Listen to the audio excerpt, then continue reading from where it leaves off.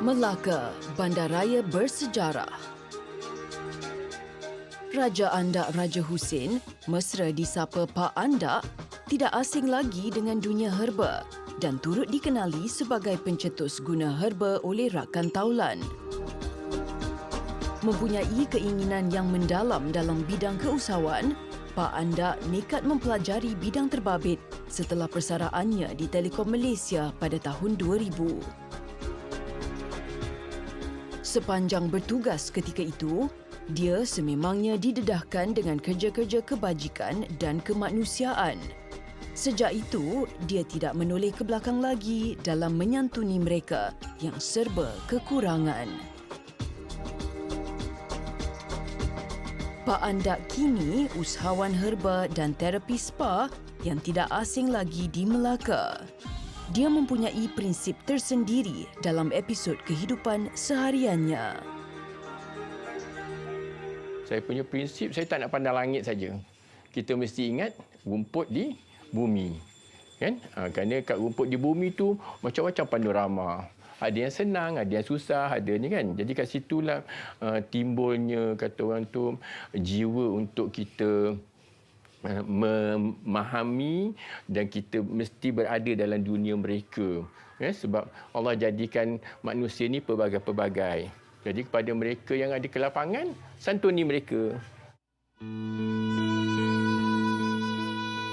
Pak Andak tidak pernah melupakan pesanan arwah bondanya Khadijah Hassan untuk berbuat baik sesama insan, terutama individu terdekat, dan membantu apa yang terdaya kepada yang memerlukan. Pesanan itu turut dipanjangkan kepada isteri dan dua puteranya. Kalau macam mana Andak berada dalam keadaan selesa ke, jangan lupa orang susah. Terutama sekali pada saudara mara. Jadi tak lengkap hidup kalau kita duduk dalam dunia kita seorang yang senang, kita seorang yang yang berada dan juga kita lokek. Kalau kita lokek, hidup kita tak lengkap. Simpang 3, Bukit Katil Indah. Warung ini diusahakan sepasang suami isteri mesra disapa Kak Long dan Abang Long. Menu popular di warung ini adalah roti canai dan murtabak. Lazimnya, sekeping roti canai berharga RM1.50. Tetapi roti canai di warung Kak Long sungguh pun bersaiz besar, harganya RM1 sekeping. Bagi Kak Long, ia sebahagian sumbangan kepada pelanggannya. Sejak pandemik COVID-19, warung pasangan ini sering dikunjungi mereka yang ingin mengambil sumbangan makanan asas yang disediakan. Dalam seminggu, 2 atau 3 kali Pak Andak singgah di warung ini. Seperti kebiasaan, Pak Andak bertanya khabar aktiviti Kak Long atau Nur Zarina Hassan bersama rakan-rakan sukarelawannya.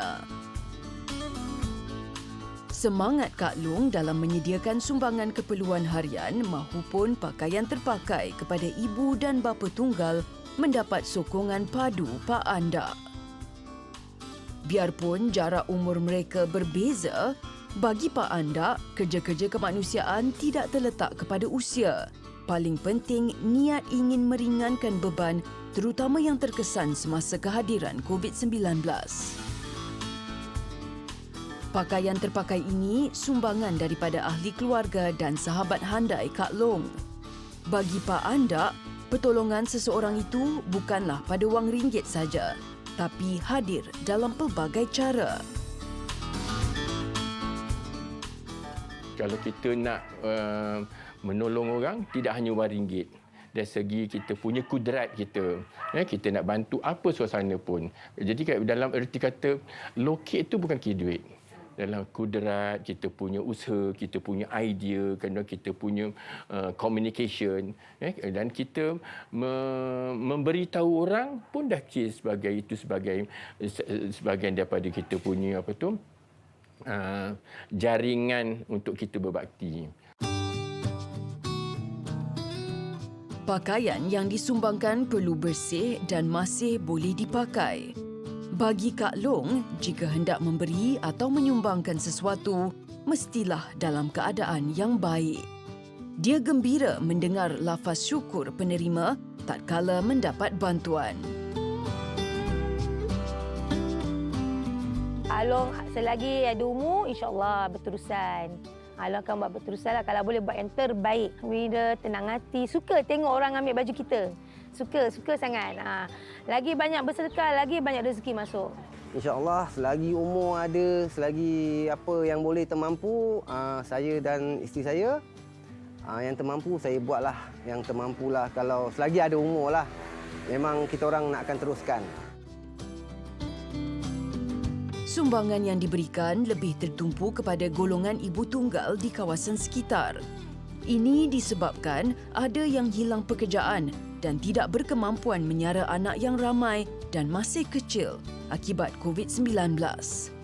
Kak Long dan NGO-nya yang dikenali sebagai Kumpulan Adik-Beradik sentiasa bekerjasama menyantuni mereka dari segi keperluan asas, wang ringgit juga motivasi. Kalau boleh, kita berterusanlah. Berterusan. Walaupun PKP ni, tinggal kita gunakan SOP je lah. Cukup syukur. Alhamdulillah, sangat-sangat cukup bersyukurlah kan.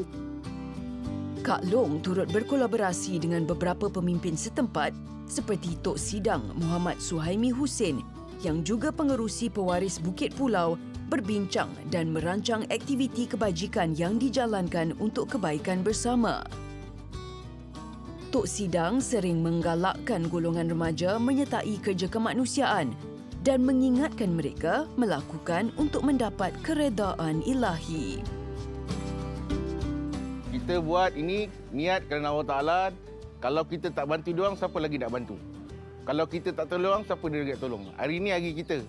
Hari diorang. Esok lusa, mungkin hari kita. Dan siapa nak bantu kita? Tok Sidang sentiasa menyokong penuh usaha Kak Long dan pasukannya yang terdiri daripada remaja dalam membantu golongan yang memerlukan di kawasan kejiranan mereka.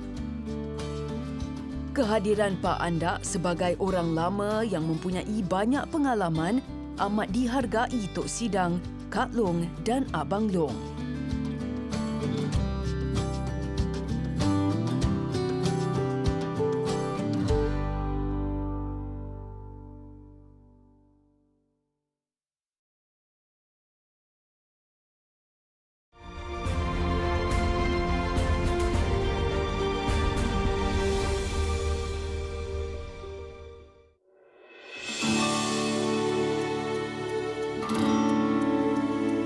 Masjid Tun Said Ahmad Al-Haj Bukit Beruang Melaka dibina pada awal tahun 2001. Ia dirasmikan Tuan Yang Terutama Tun Said Ahmad Al-Haj Said Mahmud Sahabuddin pada tahun 2003. Masjid ini mempunyai lebih 30 petugas yang bergilir-gilir menyelia masjid. Hampir setiap bulan, ahli jawatan kuasa dan karya melakukan perbincangan bagi menyelaraskan pelbagai aktiviti, antaranya pemberian keperluan harian dari gedung rezeki milik masjid ini. Pak Andak tidak terkecuali dalam pengagihan sumbangan dan gotong royong yang diadakan. Biarpun kini pergerakan agak terbatas, namun ia tidak mematahkan semangat Pak Andak dan ahli karya menyantuni mereka yang memerlukan dan menetap di kawasan berhampiran. Haji Syahrum Bajuri selaku pengerusi masjid ini menyifatkan Pak Andak seorang yang mudah didekati dan peramah. Pak Andak ni seorang yang baik, murah hati dan suka berterus terang, dan dia banyak bantu kami. Terutamanya dalam pergaulan dengan AJK, dan dia banyak bantu saya lah. Dan juga dia ni dari segi hubungan dengan karya lain juga sangat-sangat baik. Dan kami bagi saya dan bagi AJK kami tidak ada masalah langsung dengan Pak Andak. Pak Andak adalah seorang yang baik sekali lah dan banyak bantu kami. Gedung Rezeki terletak di bahagian belakang masjid. Ia tempat pengumpulan barangan keperluan asas untuk mereka yang memerlukan. Tidak kira bangsa, kaum dan agama, Sesiapa sahaja yang memerlukan bantuan, pihak AJK Masjid akan menghulurkan sumbangan, memanjangkan amanah daripada penderma budiman. Bagi Pak Andak, usaha ini satu amalan mulia dan bukan sahaja ketika pandemik. Pemberian sumbangan telah dilakukan sejak beberapa tahun lalu. Bagi makan orang yang sederhana, terima kasih banyak. Alhamdulillah, syukur nikmat. Setiap hari Jumaat, masjid ini tidak pernah putus dengan rezeki sumbangan makanan. Pasti ada juadah yang dibawa ahli karya mahupun pemberian daripada individu buat jemaah masjid. Bukan sahaja makanan yang dibungkus diberi kepada jemaah, malah turut dibekalkan air tebu hasil tanaman ahli karya di sekitar masjid. Rezeki dikongsi bersama. Sebagai rakyat Malaysia yang merdeka, kita seharusnya tidak menghalang keinginan dan juga kesungguhan kita untuk membantu negara kita ataupun kita kecilkan lagi di negeri kita ataupun di kampung kita, bantulah sesama insan ini, sama ada mereka ni Islam ke tidak Islam ke, asalkan mereka ni warga negara dan bukan warga negara yang berada dalam negara kita ni, kita sama-sama membantu satu sama lain supaya kita dapat melalui kehidupan kita ini dalam keadaan yang lebih baik lagi. Ini Balai Raya Taman Terendak Permai, Sungai Udang, Melaka. Berikutan aktiviti kebajikan dan kemanusiaan sudah sebati di sanubari Pak Andak, dia cuba menghadirkan diri dalam aktiviti yang dijalankan rakan NGO lain. Pak Andak turut menjadi ahli Persatuan YouTuber Malaysia Cawangan Melaka dan kali ini aktiviti diadakan adalah majlis pemberian sumbangan kepada pesara tentera. Syamsuddin Tukiman antara individu penting dalam kumpulannya dan rapat dengan Pak Andak. Dia gemar melakukan kerja-kerja kebajikan sejak berkhidmat di dalam tentera. Syamsuddin mengakui telah dipupuk sifat untuk menghargai masyarakat dan kerja ini juga menjadi bekalan amal pahalanya di akhirat nanti. Saya memang suka kerja ni, memang suka rela pun. Sebab di dalam tentera, kami diajar untuk memberikan perkara yang berharga kepada masyarakat untuk kami bawa kepada sebagai amal pahala kami lah di akhirat nanti. Kerjasama antara Persatuan YouTuber Malaysia dan Pak Andak mendapat perhatian daripada warga veteran anggota Tentera Malaysia.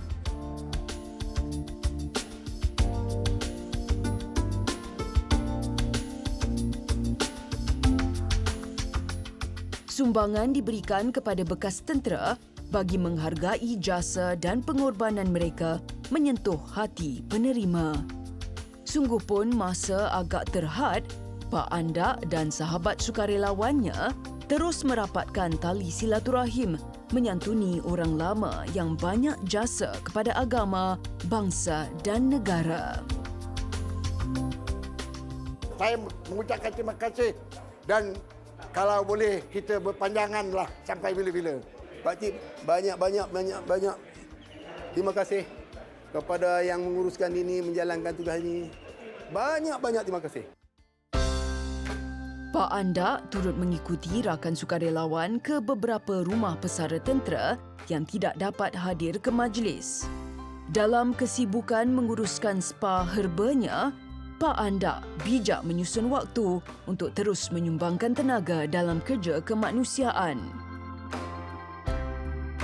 Rozaidi Ali Husin, pesara tentera yang mengalami kecacatan setelah terlibat dalam kemalangan jalan raya beberapa tahun lalu. Kehadiran Persatuan YouTuber Malaysia dihargai dan menggembirakan Rozaidi. Biarpun keadaan tidak mengizinkan untuk menghadiri majlis yang diadakan, Rozaidi bersyukur kerana masih ada insan yang prihatin dengan keadaannya. Alhamdulillah, syukur patut diteruskanlah kan. Terima kasihlah, saya pun bersyukurlah. Usai pemberian sumbangan, lazimnya mereka berkumpul untuk membincangkan aktiviti seterusnya. Syamsul Ambiak, pengasas Persatuan YouTuber Malaysia, menyifatkan mereka yang suka membuat kerja-kerja kebajikan seperti Pak Andak mempunyai hati emas. Biarpun kerja amal yang dilakukan tidak dipandang masyarakat, mereka yang bergelar sukarelawan perlu terus melakukan kebaikan. Hati emas ni dia terputik atas daripada diri kita sendiri. Kita tak boleh mencari dan cuba mencipta. Dia datang daripada kehidupan yang sebesihnya yang kita lalui dan kita jalani perkara tersebut. Walaupun orang lain nampak teruk ke apa semua apa yang kita buat, kita teruskan juga benda yang baik kita sebut. InsyaAllah kita akan memiliki hati emas tersebut.